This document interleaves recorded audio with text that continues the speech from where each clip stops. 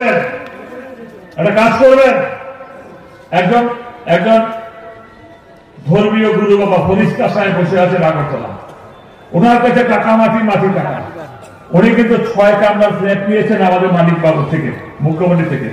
উনি কিন্তু ইনোভা গাড়ি ছাড়া চলেন না, ওনার কিন্তু আমার 2-3টা সিকিউরিটি লাগে, তিনি কিন্তু গরিবের নেতা। চিনছেন নিকে? বাহ, ধন্যবাদ মানিক সরকার। ক্লাস এই যে কিষাণ সম্মান নিধি 12,000 টাকা করে হইব, যে উনার জন্য একটা ভাতা স্যাংশন করে দিয়ে আপনারা সবাই মিলিয়া। উনি ওনার ঘর নাই, সাংবাদিক আমার ঘর নেই, আমার বাড়ি নেই, আমার ব্যাংকের অ্যাকাউন্ট নেই, তুমি খান কিভাবে, চলেন কিভাবে, পিনপিনা কাপড় পরেন কিভাবে? এ হচ্ছে বাপ্পা জিনেন চৌধুরী। মানিক সঙ্গে বাপ্পা নাম্বার 1, জিনেন চৌধুরী হচ্ছেন বাপ্পা নাম্বার 2। আমি জানি, কিন্তু আমি পদ এবং গোপনীয়তা শপথ নিয়েছি, আমি বলতে পারবো না।